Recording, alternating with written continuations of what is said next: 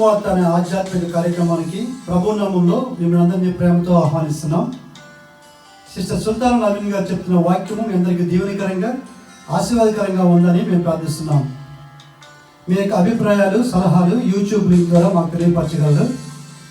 మీలో ఎవరికైనా ప్రార్థన అవసరం ఉన్నట్లయితే స్క్రీన్పై కనిపిస్తున్న మొబైల్ నెంబర్కి మీరు ఫోన్ చేసినట్లయితే మీ కొరకు మేము ప్రార్థన చేస్తాం. ప్రభు మిమ్మల్ని దీవించుగాక.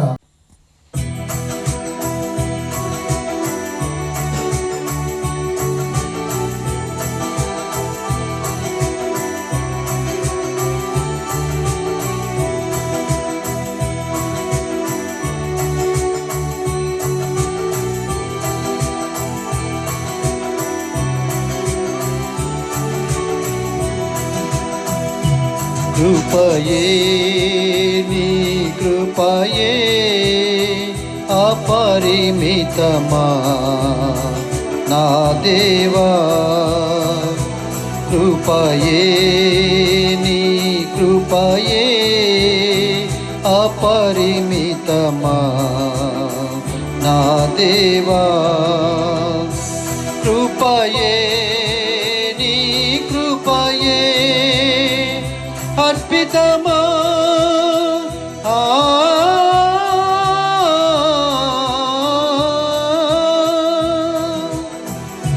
కృపయే నీ కృపయే అర్పితమా, కృపయే నీ కృపయే అపరిమితమా నా దేవా, ఎనలేని నీ కరుణ గానలేని నీ దయ, ఎనలేని నీ కరుణ గానలేని నీ దయ, వివరింపగలనా నా దేవా,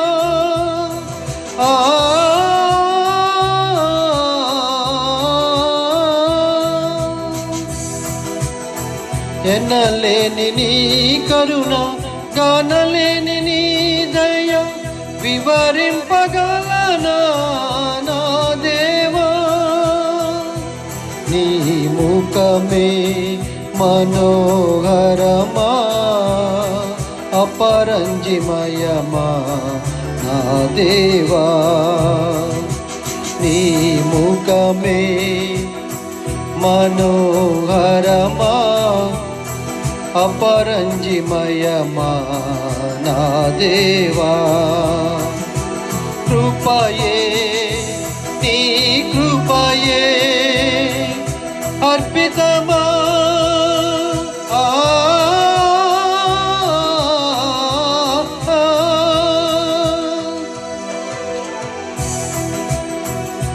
కృపయే నీ కృపయే అపరిమితమా నా దేవా, వేలాది దూతల జయధ్వనులై పరిశుద్ధుల స్తుతి అర్పణలై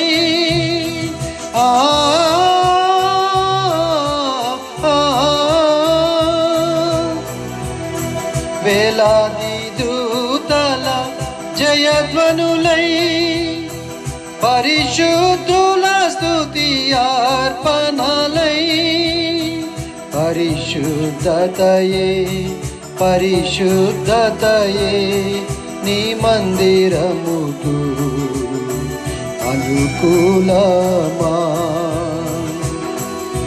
పరిశుద్ధతయే పరిశుద్ధతయే నీ మందిరముకు అనుకూలమా,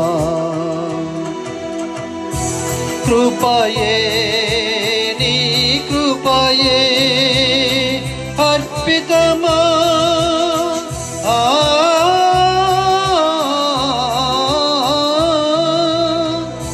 కృపయే నీ కృపయే అర్పితమా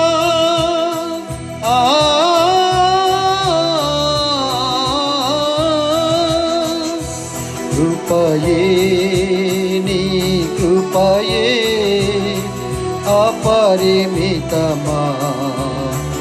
నా దేవా కృపయే నీ కృపయే అపరిమితమా నా దేవా.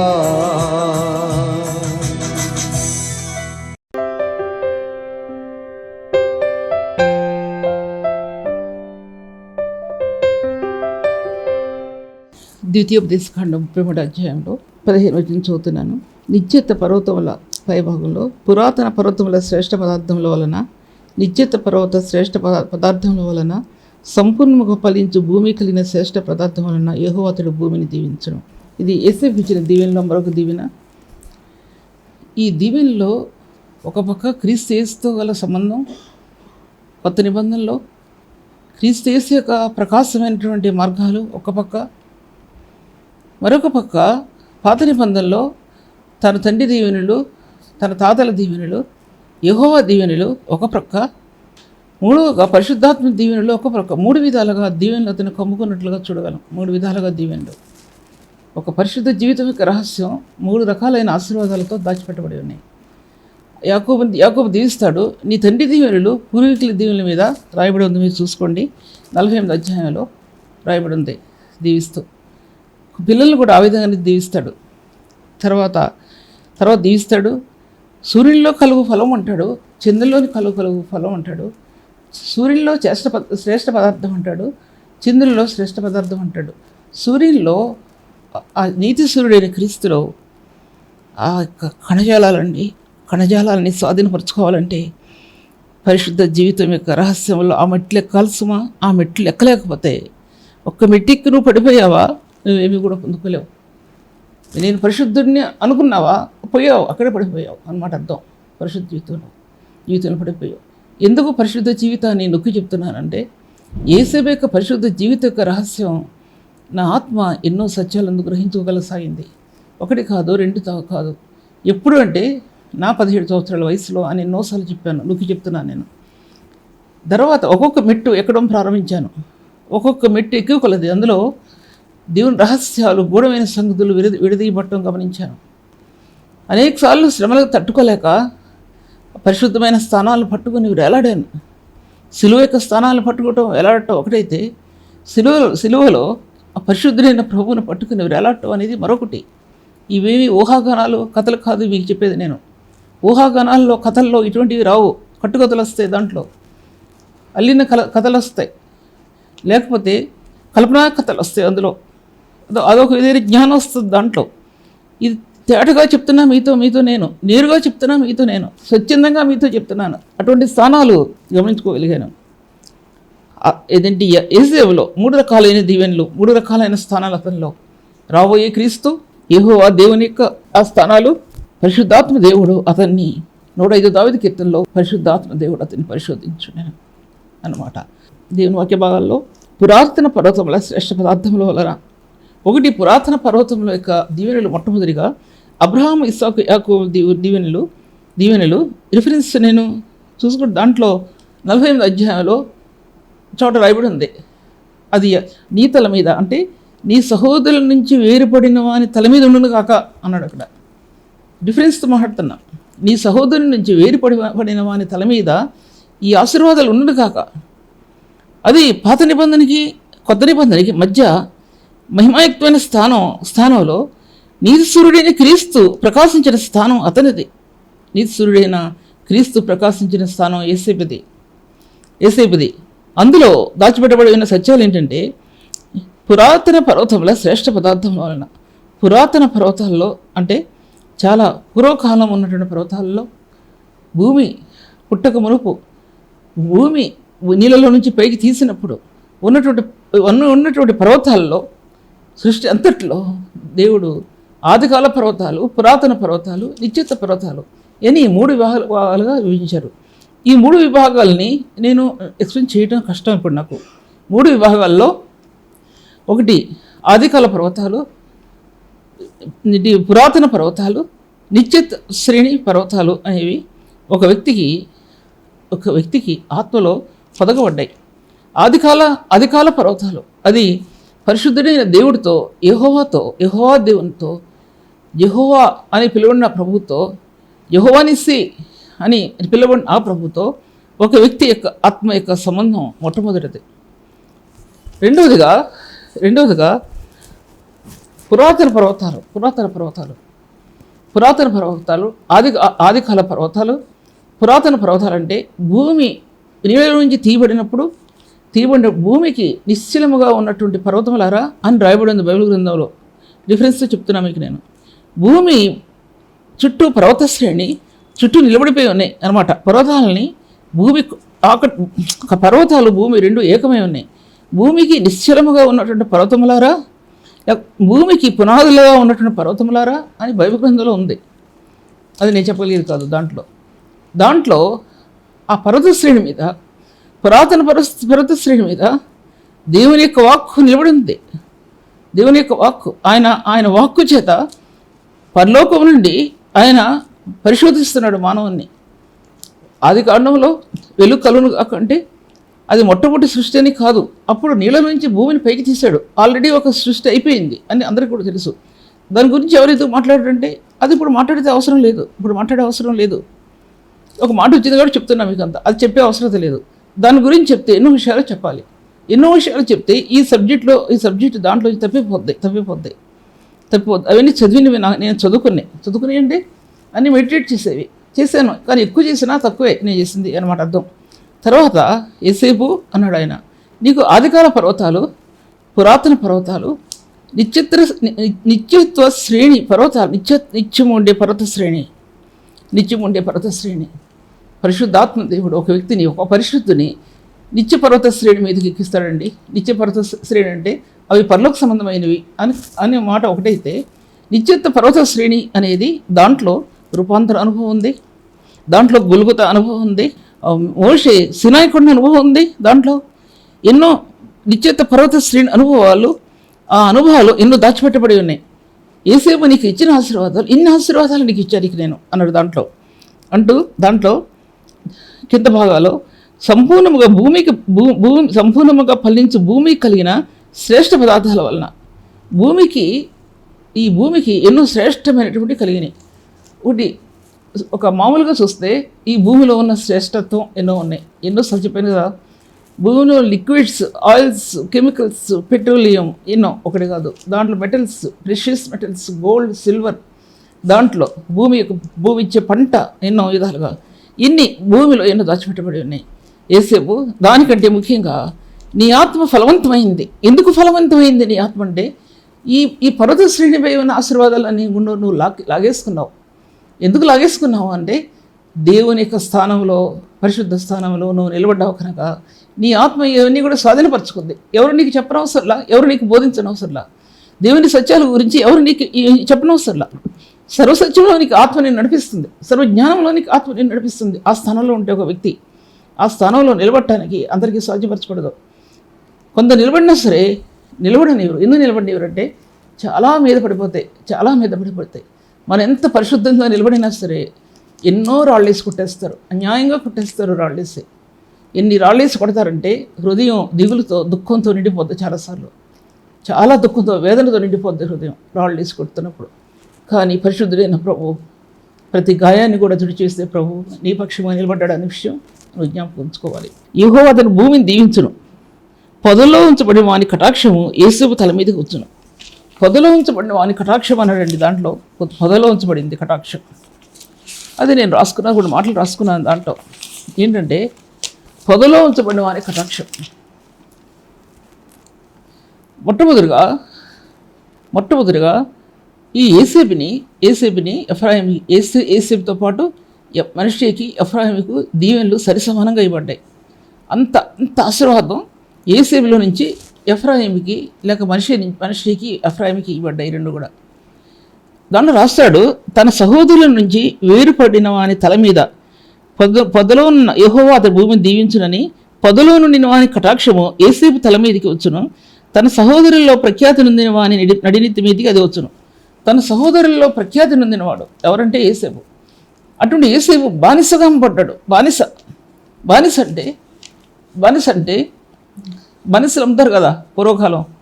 వాళ్ళు ఇంటి కొనుక్కుంటారు, బానిసలు కొనుక్కుని వెట్టి చాకరీ చేస్తారు బానిసలు. వారి జీవితకాలం అంతా ఆ యజమానుల దగ్గరే ఉండాలి. బానిస, అటువంటి బానిసకు అమ్మబడ్డాడు తను. తర్వాత కానీ దేవుడు అతన్ని, అన్నదమ్ములు అతన్ని ఒక బానిసగా చూశారు, బానిసగా అమ్మేశారు. కానీ అతని దేవుడు ఒక అధికారిగా నియమించాడు, ఒక రూలర్గా నియమించాడు, యేసుని నియమించాడు. తర్వాత ఏసేపుకి ఇచ్చిన గోత్రానికి ఇచ్చిన, ఏసేపు నుంచి గోత్రాలకు ఇచ్చిన ఆశీర్వాదాలు, ఏసేపు గోత్రాలకు ఇచ్చిన ఆశీర్వాదాలు కోకులలో ఎఫ్రాయిముకు వేల కొలదిగాను, మనిషికి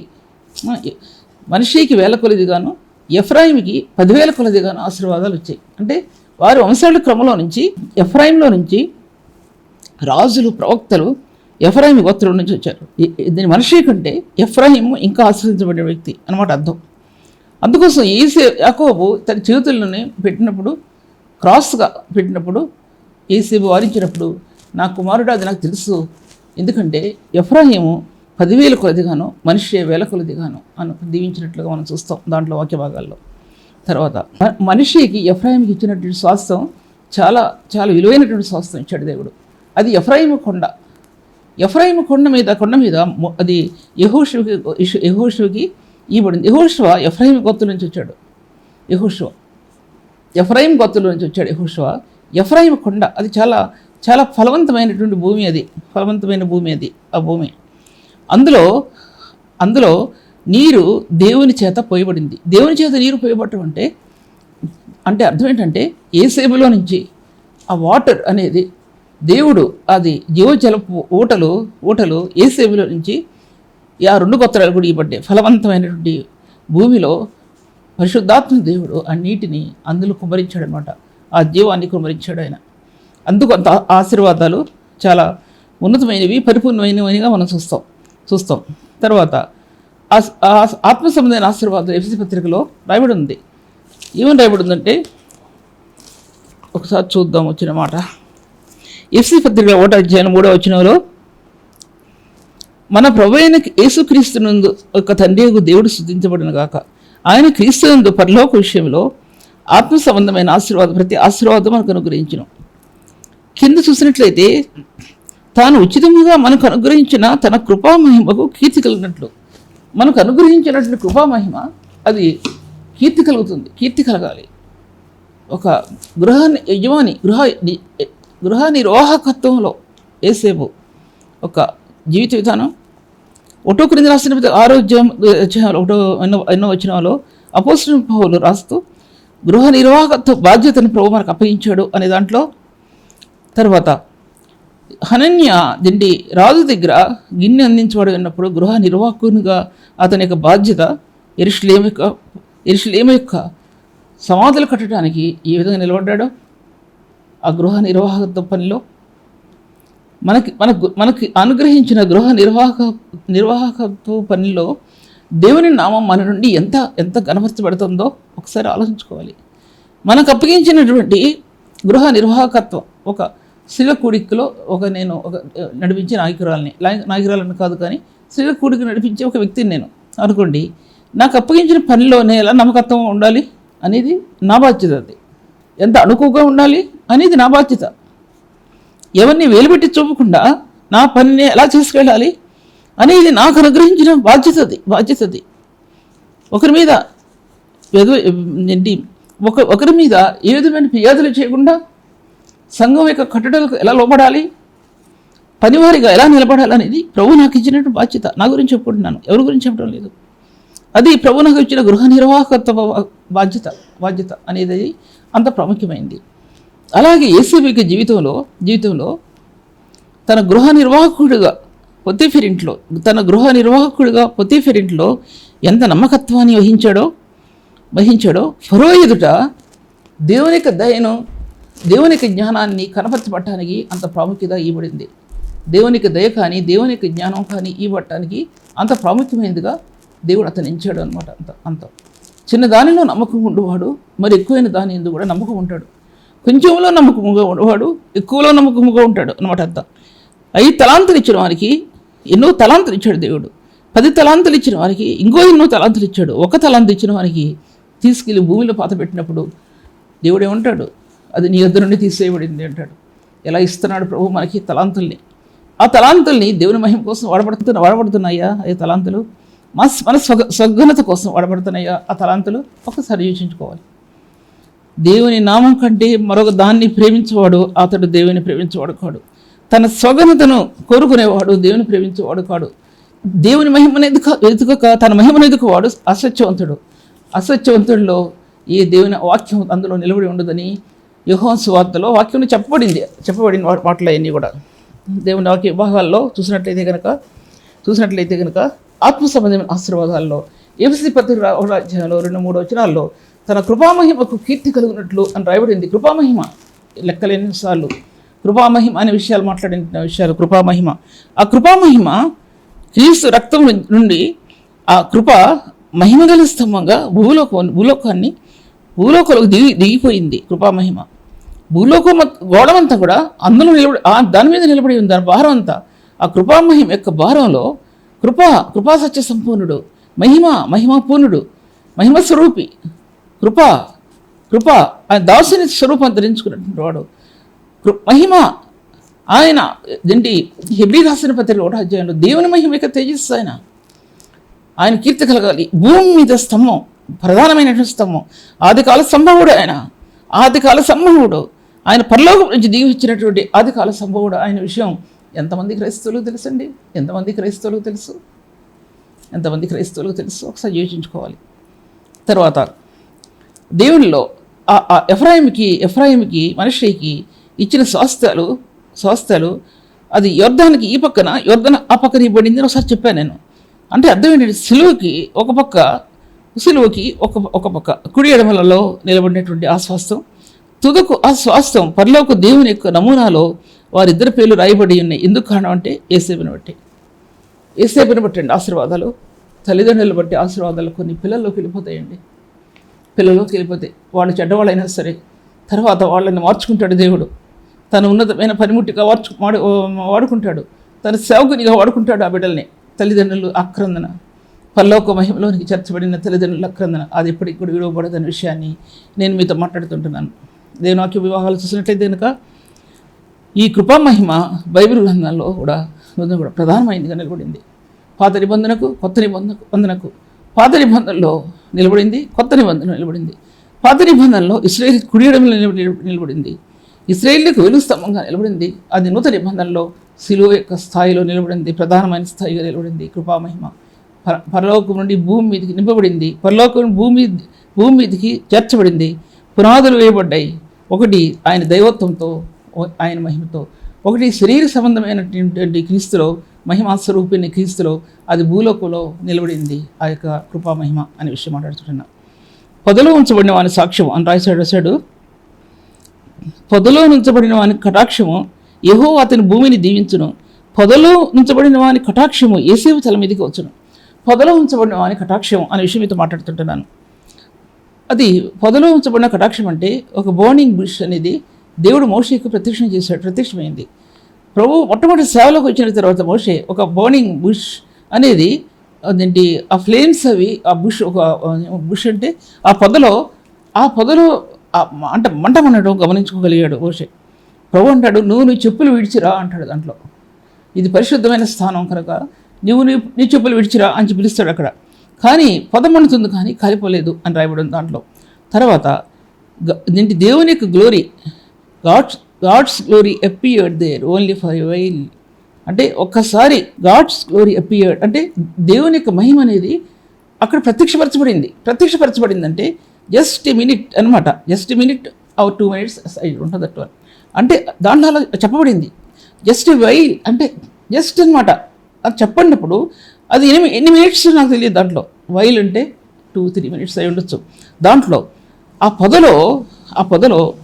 పొదలో ఉన్న వాని కటాక్షము, ఏ దేవుడైతే నీకు మోషేకి ప్రత్యక్షమయ్యాడు పొదలో, ఆ దేవుని కటాక్షం నీకు కలుగునుగాక యేసేపు. ఎందుకంటే నువ్వు తృణీకరించబడిన వాడవు, నువ్వు ద్వేషించబడిన వాడవు యేసేపు. నువ్వు నీ అన్నదమ్ముల చేత బానిసగా అమ్మబడినటువంటి వాడవు యేసేపు.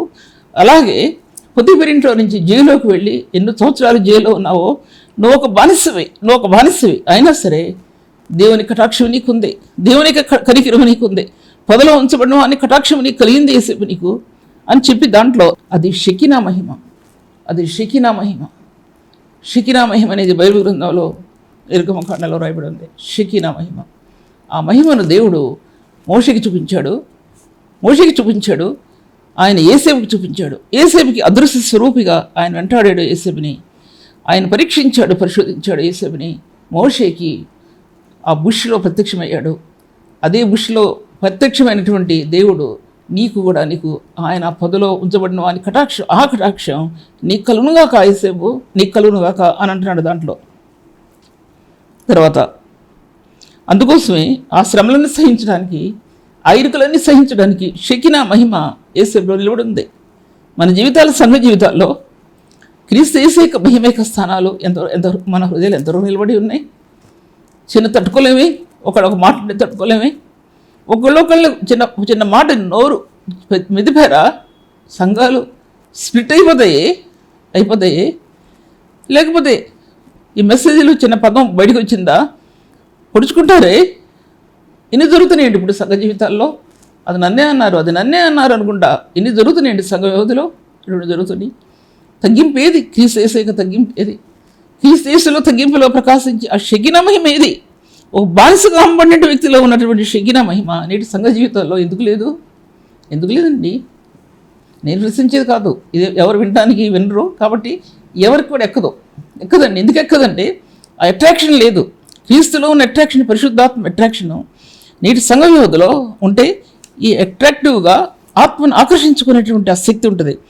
దారిపోయే వ్యక్తికి వాక్యం బోధిస్తే అతను పట్టించుకోడు.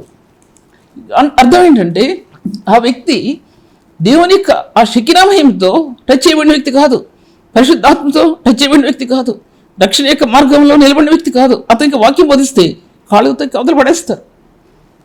నేటి సంఘ వ్యవధిలో కూడా కూర్చుంటున్నారే కానీ దేవుని వాక్యం, శ్రేష్టమైన వాక్యాన్ని వినగలిగిన వారెవరండి?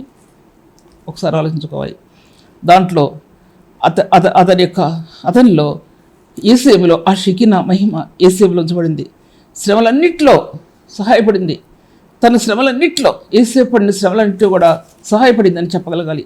తర్వాత అతనిలో ఉన్నట్టు శక్తి ఏంటంటే, యేసేపులో ఉన్న శక్తి ఏంటంటే, ఒకటి షెకినా మహిమ అంటే అత్యధికమైన దేవుని యొక్క శక్తి అతను దాచిపెట్టబడి ఉంది. మన సేవ జీవితంలో ఆ శక్తి నిలబడి ఉంటేనే సేవ చేయగలని, సేవ చేయలేము. వాక్యం చెప్పడం, వాక్యం గుండెల్లో నుంచి రావాలండి. నీ గర్భవాసిలో నుంచి రావాలి వాక్యం. పెదాల మీద నుంచి కాదు వచ్చేది వాక్యం. పెదాల మీద నుంచి వాక్యం వల్లించడానికి ఇది ఏవి వివిధ రకాలైనటువంటి పదజాలాలు కాదు, పెదాల నుంచి తీసుకొచ్చేది.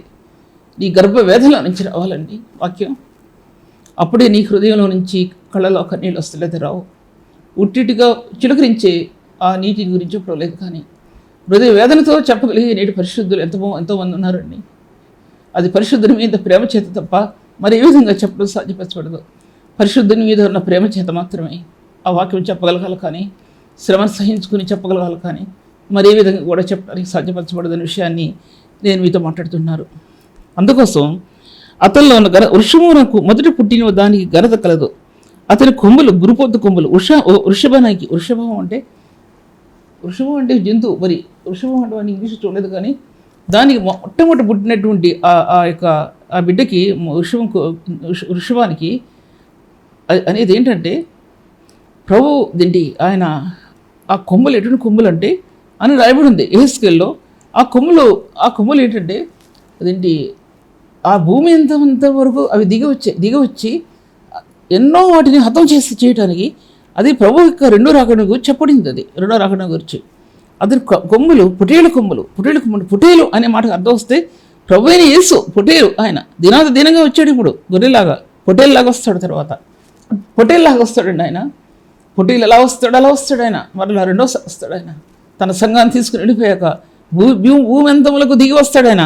తన కొమ్ములతో పొడిచి వేస్తాడని రాయబడి ఉంది. ప్రకటన గ్రంథంలో రాయబడి ఉంది, యెహెజ్కేలులో రాయబడి ఉంది. అతనికి ఉన్నటువంటి ఆ యొక్క ఘనత మొదట వృషభమునకు పుట్టిన మొదటి బిడ్డ వంటిది. ఆ భాష తెలుగులో రాట్ల. అతని వృషభమును మొదట పుట్టిన దానికి ఘనత కలదు. అటువంటి ఘనత ఎటువంటిదో యేసేపు అతనికి ఇవ్వబడింది. ఏంటంటే అది జ్యేష్ఠత్వం. ఆ జ్యేష్ఠత్వం రావాలి యేసేపుకి. యాక్చువల్గా జ్యేష్ఠత్వం రావాలి. ఆ ఘనత యూదాకి వెళ్ళిపోయింది. ఎందుకు యూదాకి వెళ్ళిపోయింది అంటే లాస్ట్లో యూదాకి ఆ ఆశీర్వాదం వచ్చింది. కానీ అసలైన ఆశీర్వాదాలు అన్నీ కూడా ఏసేపుకి వచ్చాయి. అయినా ఏసేపు జ్యేష్ఠుడిగా దాఖలు చేయబడలేదు. 1 దినవృత్తాంతాలు 10 అధ్యాయంలో మరి ఎన్నో అధ్యాయాలు ఇప్పుడు చదవలేదు, దాంట్లో ఉంది. అతను జన్మ స్వాతంత్రము ఏసేపు సంతానానికి ఇవ్వబడింది. తర్వాత జ్యేష్ఠత్వం యూదాకి ఇవ్వబడింది. ఆయన జన్మ స్వాతంత్రం ఇవ్వబడినా సరే అతడు జ్యేష్ఠుడిగా దాఖలు చేయబడలేదు అని రాయబడింది. అంటే అటువంటి ఘనతను పొందగలిగాడండి, జ్యేష్ఠత్వ హక్కు పొందగలిగేటువంటి స్థానాల్లోనికి ఏసేపు నిలబడ్డాడండి. ఏసేపు నిలబడడానికి కారణం క్రీస్తు యొక్క శిల్వానుభవంలో ఆ 3 పదాలలో 3 వాక్యాల్లో దీంటి మొట్టమొదటిగా శాంక్టిఫికేషన్, గ్లోరిఫికేషన్, ఫస్ట్ జస్టిఫికేషన్, ఈ 3 పదాల కలయిక. ఈ 3 పదాల గురించి చెప్తాను, కానీ ఇప్పుడు చెప్పడం కుదరదు. ఏంటి 3 పదాలు? ఆదికాండం ఏం చెప్పింది, దీంటి కొత్త నిబంధన ఏం చెప్పింది, వీటి మధ్యలో సిలువ ఎలా నిలబడింది?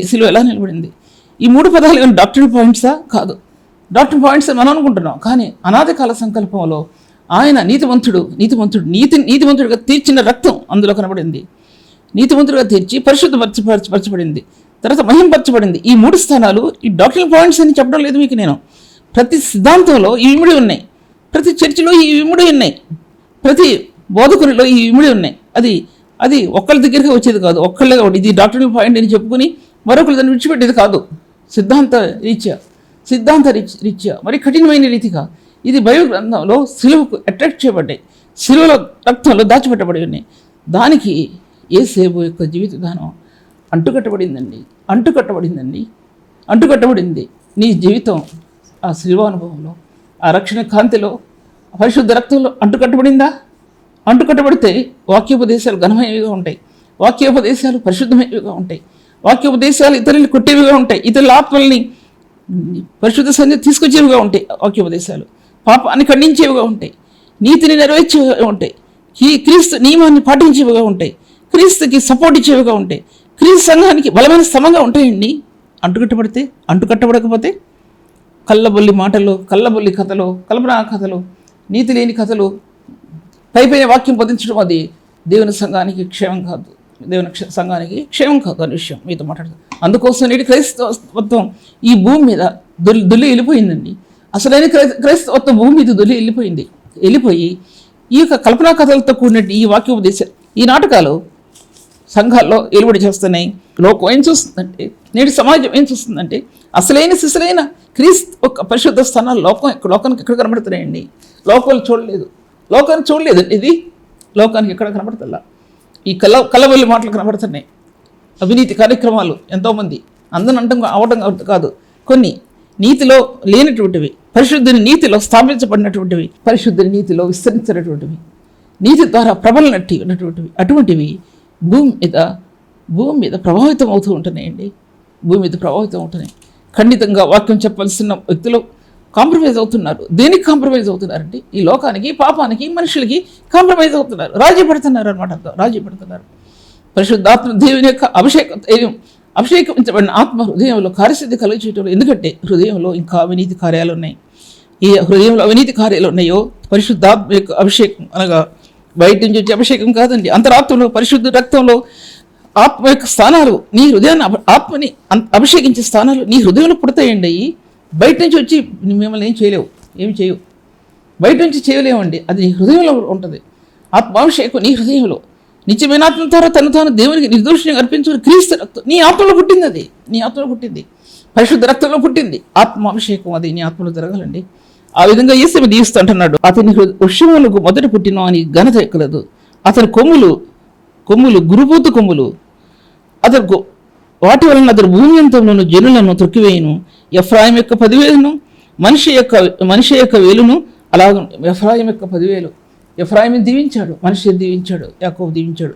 అటువంటి దీవించిన దీవెన ఎఫ్రాయిం గోత్రం, మనిషి గోత్రం పరలోక నమూనాల్లో, పరలోక యెరూషలేము యొక్క ఒక పేర్లలో ఈ పేర్లు రాయబడ్డాయి. క్రీస్తుకు సంబంధించినటువంటి ఆశీర్వాదం ఇది ఆశీర్వాదం ఏంటంటే, ఏ ఆశీర్వాదం అంటే, అతని కొమ్ములు గురుబోతు కొమ్ములు, వాటి వలన అతడు భూమంతములను జనులను త్రోసివేయును. ఎఫ్రాయిం యొక్క 10,000 మనిషి యొక్క వేలు అలాగుండను. క్రీస్తు యేసు యొక్క ఆయన గురుపోతు కొమ్ము వలె ఆయన భూమి భూమి అంతర్భాగాల్ని, భూమి యొక్క ఇటు అటు ప్రతి వైశాల్యతలో ఆయన అణగదొక్కి వేస్తాడు. అది అటువంటి ఆశీర్వాదం యేసేపుకి ఇవ్వబడింది. అది ఒక వ్యక్తి యొక్క జీవితంలో ఇటువంటి ఆశీర్వాదాలు ఒక వ్యక్తికి ఉన్నతమైన స్థాయిలో నడిపిస్తాయని మనం జ్ఞాపకం చేసుకోవాలి. అందుకోసం యేసేపుకి ఇచ్చిన దీవెనలు ఎన్నో ఉన్నతమైన దీవెనలు యేసేపుకి ఇచ్చాడండి. యాకోబుకి ఎలా ఇవ్వబడ్డాయి దీవెనలన్నీ, ఆశీర్వాదాలు ఎలా ఇవ్వబడ్డాయి? ఆ రోజు యబ్బోకు మార్గంలో యాకోబు చేసినటువంటి ప్రార్థన జీవితంలో నేను మర్చిపోలేని ప్రార్థన, జీవితంలో నేను మరవలేని ప్రార్థన. ఎందుకంటే హృదయం యొక్క కవాటాల్లో నుంచి నా హృదయాన్ని తిరగబడినటువంటి ఆ ప్రార్థన, దేవుని సన్నిధిలో కొట్టుకున్నటువంటి ఆ ప్రార్థన నా జీవితంలో ఎప్పుడో ముద్ర వేయబడిందండి. ఇప్పుడు ముద్ర వేయబడటం కాదు, ఎప్పుడో ముద్ర వేయబడింది. లేకపోతే ఈ ప్రార్థన గురించి నేను ఎలా చెప్తాను? ఏ వ్యక్తి ఏ ఉపదేశం కూడా, నేను అనుభవించిన ఉపదేశాలు మీ మధ్యలో ఒక్కడు కూడా చెప్పను, నా వల్ల కాదు. నేను అనుభవించిన ఏ సత్యం కూడా పబ్లిక్గా నేను చెప్పడానికి నాకు కుదరదు. ఎందుకు కుదరదంటే అది నేను అనుభవిస్తేనే, ఆ ప్రార్థన నేను అనుభవిస్తేనే, దేవునితో సహవాసాన్ని అనుభవిస్తేనే, ప్రభువుని విడిచిపెట్టకుండా పాదాలు పట్టుకుని నేను వెంబడిస్తేనే ఉపదేశాలు నేను ఇవ్వగలను. కానీ అది లేకుండా నేను ఇవ్వలేనండి. ఏ ఉపదేశం కూడా డూప్లికేట్ చేయలేను. నేను ఒకరిని అనుసరించి నడుచుకోలేను, ఒకరు చెప్పింది నేను చెప్పలేను. ఎందుకంటే ప్రభు ఇచ్చినటువంటి ఘనత ఆయనకి మహిమ కలుగును గాక. ప్రభు ఇచ్చిన ఘనత ఆయనకే మహిమ కలుగును గాక. ప్రభు ఈ వాక్యాన్ని దీవించిన గాక. ప్రార్థించుకుందాం. తండ్రి వందనములు, ప్రభానికి స్తోత్రాలు. తండ్రి ఘనత మహిమ ప్రభావం పొందనరుడైన దేవుడు ప్రభు అనివు నీ కార్యాలకు మీకు వచ్చిన తండ్రి ప్రభా, నీ ఎందు జీవ ఓటలు కలవు, అవి నిత్య జీవ ఓటలు ప్రభా.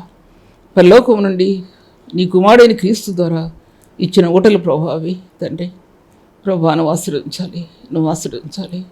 బలహీనతలు సరిచేయాలి, శరీర బలహీనతలు సరిచేయాలి ప్రభా. ఆత్మలో ఆనందం దయచేయాలి. ఈ సేవా పరిచయం ఆశీర్వదించాలి ప్రభా. హృదయాలను ఆకర్షించుకో.